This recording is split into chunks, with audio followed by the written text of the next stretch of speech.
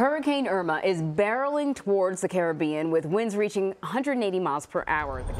Palm Beach County's All-Hazard Incident Management Team was requested to assist with incident management down in the Marathon Key after Hurricane Irma hit. The storm hit pretty hard in the central part of the Keys. The Palm Beach County All-Hazards Team, Incident Management Team, was sent here. We were in a caravan. We had probably 22 people coming here.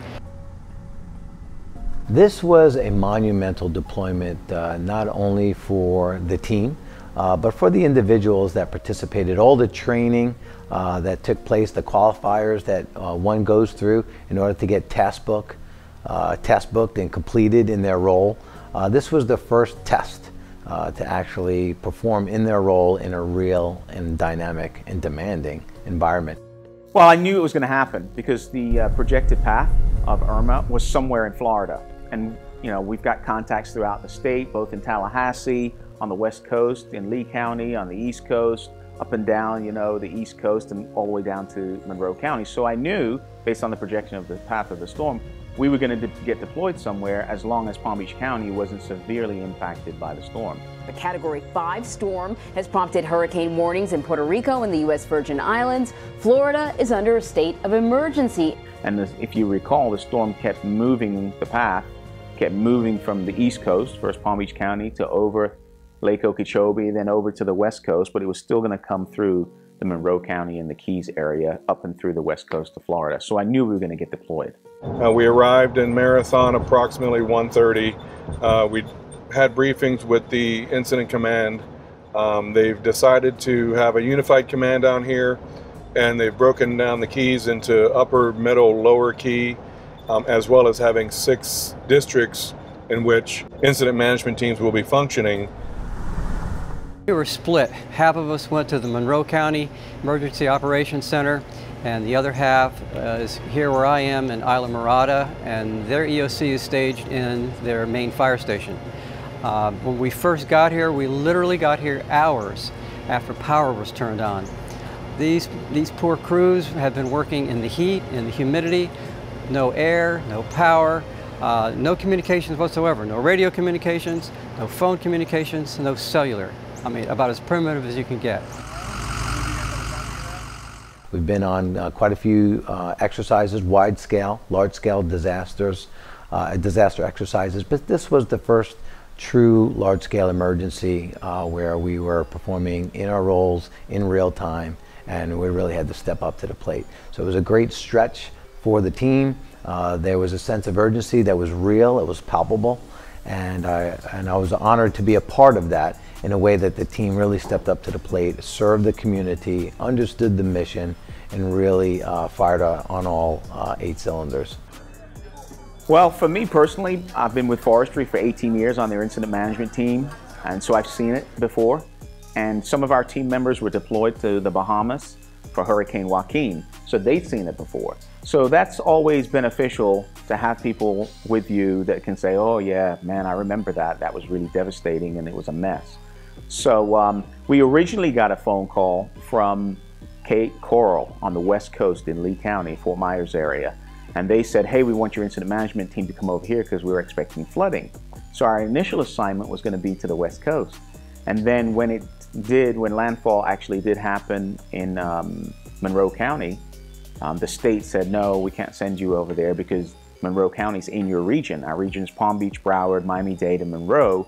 And if it strikes your region, you should go to your region, which is how it works. We've got 8 of those 215s. There is no communication whatsoever down here. They're working diligently to get the communication back, but it's going to be a significant battle to get that communication back. You read in books, you hear about this stuff, you see video after Andrew, which was 25 years ago.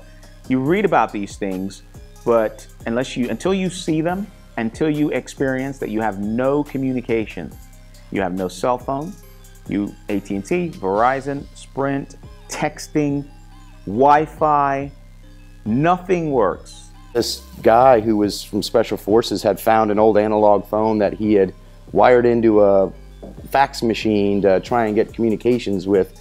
And that was kind of, when we got there, they were in the process of trying to figure out just how to at least get a phone call, you know, the 50 miles north to the command center. And within the first couple hours of being there, they had got that phone to work. You know, these firefighters, they probably lost everything. With that being said, you know, they're trying to take care of themselves, trying to take care of the public. So we're just going to go, they've been at this for at least probably a couple days. So we're going to go, you know, hopefully relieve them a little bit, let them, you know, have some downtime and get a new fresh set of eyes on the incident management system they have in place, so we can start preparing for the resources that are going to be brought in. You know, make sure your trucks are fueled, and if you any of the critical infrastructure. Then you have no electricity, none, except for what you may have brought with you, a generator maybe. So you have no electricity, you have no water pressure, so you cannot flush a toilet.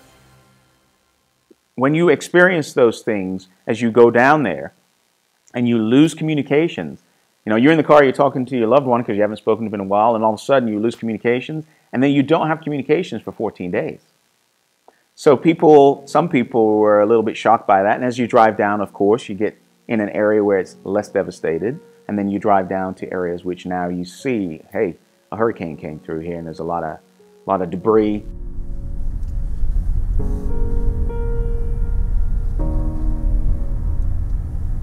So the main highway was pretty clear, but the bridges had to be certified to be usable for a certain amount of tonnage. And we had gotten down there the day after landfall. So the Army Corps of Engineers were still certifying bridges, and our tonnage of weight that was able to cross was fine, but search and rescue teams who were bringing some semi-tractor trailers, they couldn't cross.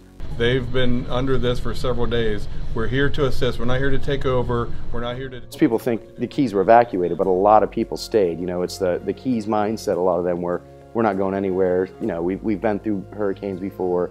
They weren't expecting this. So we were getting things, you know, people driving around, and there's just some, you know, every day we just drove around, found people to help them, and you'd pull by people's houses and a sign on the door, need medical help, need fire department, need police, you know, and they just leave like handwritten signs on their front porches. To people would walk out to US 1 and wave somebody down and, can you give me a drive to the fire station? You know, cops would show up because, you know, they had radio to radio communications. There was more cops than firemen, you know, just like, you know, they're patrolling the street, so they drive around, see somebody, call another cop on their little shortwave radios, and they'd show up to the fire station and say, there's something going on here, and, you know, and then the phone calls started flooding in where they would, people from out of town are calling going, my neighbor stayed, can you go check on them? You know, and then that would come to the management team in Isla or Marathon. And they loved it because they had absolutely no information from anybody.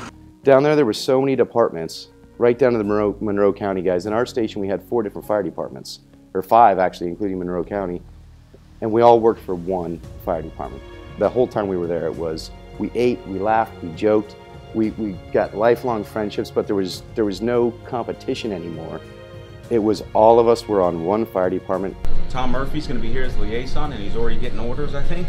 They really needed the help when we arrived. The power was knocked out. They were just assembling the EOC. Many of the streets were impassable. So we were really there at a point where the community was just getting back together to find out where are we at. Let's get an assessment. Let's get our teams back together. This is the safety message that got updated that's different than the IFT because they found some stuff they need to go over. Overall, down there, I think the biggest deal was just being able to assist the different agencies, seeing the system in operation, seeing the resiliency of the people down there to help each other. The Keys is a very unique place.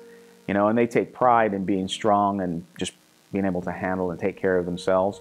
But I think that when outsiders come in, the way they embraced people, just on a humane level, I think that was critical. But once they started coming out, they were just happy to see us, and you know, they had seen us clean their roads, come by with chainsaws and front-end loaders and knocking on doors and searching their neighbor's house, and they were just so appreciative of what we had done. We all knew inherently why we were there. We were all tied to the mission passionately, and we were committed to that. So we were there to help the community, to restore those communities back to normalcy.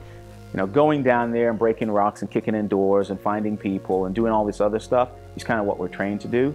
But when you're there for a while and you kind of make these personal relationships with people and you see them day in and day out and you see them work through issues like their dog's been missing or their family's, evacuated, or their house has no roof, or they've lost personal belongings, and they continue to work even though they're personally impacted, that really gives you a lot of courage in humanity that people are willing to accept help. Just working through and working with people to overcome some barriers to say, yeah, we can do this. We can make this happen. We can put our names on the map with something good, and most of all, we can help people. I think that was really, from a personal standpoint, I really enjoyed doing that, to see it come to fruition. There were many days I was down there and just looked around and thought, man, this is pretty good.